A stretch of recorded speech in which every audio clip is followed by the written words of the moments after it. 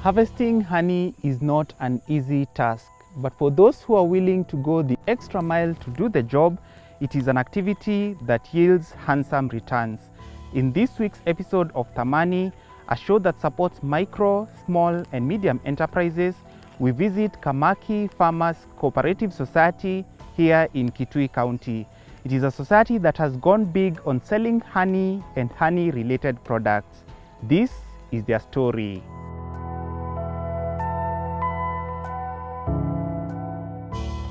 Kamaki initially started by forming pastoral ministry, whereby the project was focusing on training pastors on good livelihood means.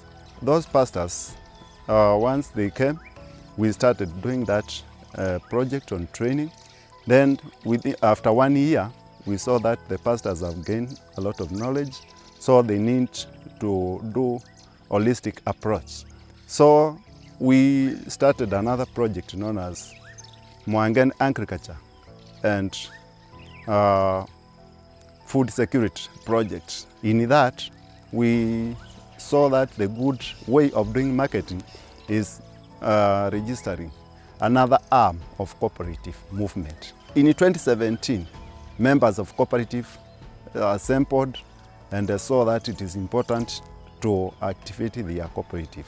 We managed to aggregate 200 kilograms of honey, whereby we packaged rudimentary and we sold it in the market. The area has many farmers, which are close to 4,000 serious beekeepers with about 17,000 beehives, of which many of them are not colonized because of issue of climatic conditions, because here we often being hit by the drought. In 2019, we managed to aggregate about 3.5 tons. In 2020, we managed to aggregate 8.7 tons, and in 2021, in the entire year, we are now about 27 tons. In the start of our cooperative in 2013, only 30 members were registered. We continued with our 30 members until 2019. We managed to recruit about 80 members. We do packaging, and we have also managed to have more stockists in Nairobi and also in Mombasa, and also in other areas like Kibwezi, Emali, Kitui, and the rest. We are also being supported by the county government. They are our big buyers. They buy honey from us. Our members now are selling honey at Kamaki with a good price, and many of them are enjoying, because after selling to us, they are getting good earnings from their produce. We are also requesting them to put more hives. We've also included women in beekeeping, because before they were not included, and also youth are there. And then disabled people, we are together, they are doing it. They are seeing the occupation being friendly to them. In 2021, we have managed to collect 27 tons. It is approximately from about 800 farmers. We've been getting a lot of trainings from the KCMP. They've been training us on financial literacy. We've been banking with them. Our members have been opening accounts with the KCMP. They have also been sending their staffs to come and help us in mobilizing farmers to join this occupation. We've been going around, especially in the 5 wards, in the 5 locations which we normally work. With them, they've been giving us a vehicle, going around together. They kept on increasing beehives, and they get loans from the KCMP. and the trainings they have been getting. So after getting the loan, they were being trained on how to manage the loan and how the loan can benefit them. And they've been adding a lot of honey.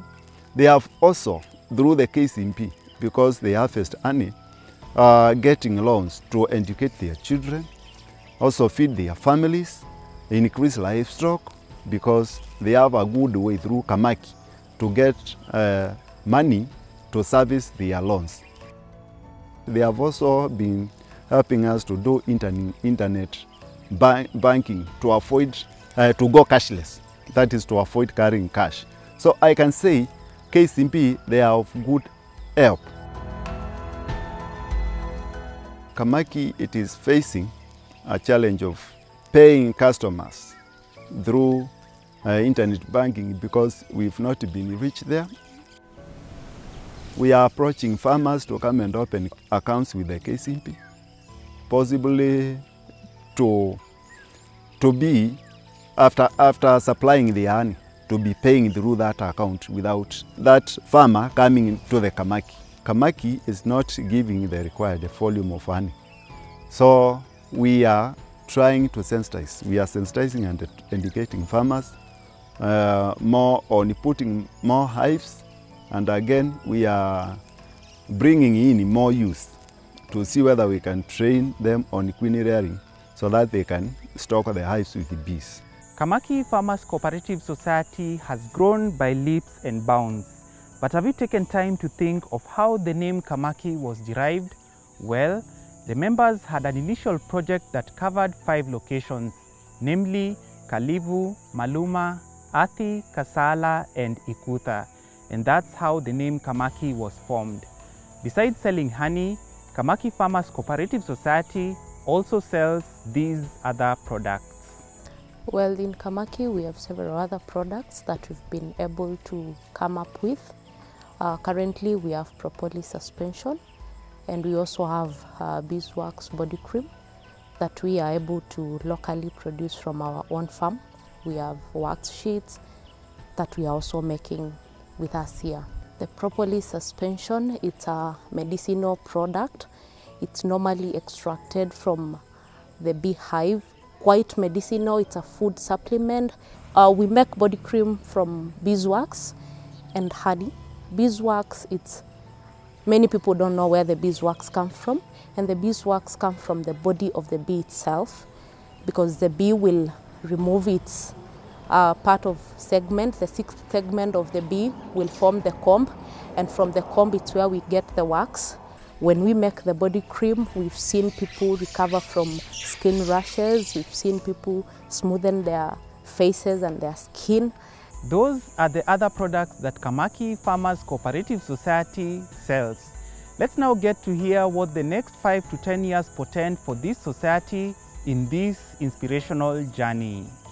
In the next 5 to 10 years, I'm seeing Kamaki being the international supplier of honey, and also trying to give job opportunities to the society which is covering, and also within the coverage area and also outside.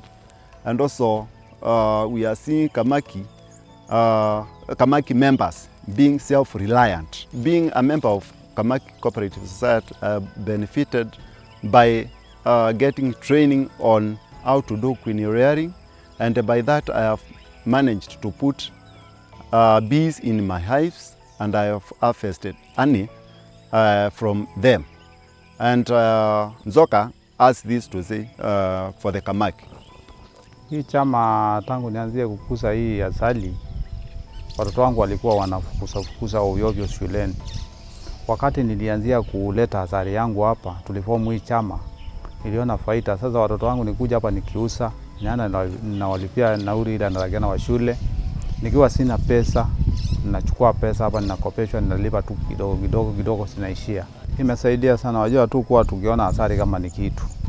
Tulikuwa tunakula asali, tunauza ingine, tunauza huko, tunauzia watu wa leja, si wanapeleka wapi. I'm calling upon the youth, the women, and also the the men to come into this beekeeping activity, because the beekeeping, in beekeeping activity, you'll find that bees will be working for you when you are not there, and your worker will only going to go manage the hives well, and you go to harvest once the season is good, and when the honey ripes, you'll be going to harvest. So it is only in beekeeping where you are given time to do other activities apart from that one.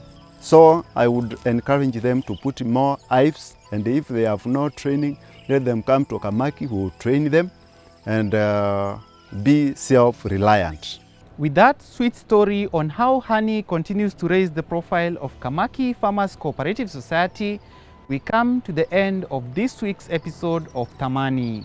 Now from Athi River and this scenic border between Makueni and Kitui counties, I've been your host, Alex Mwangi.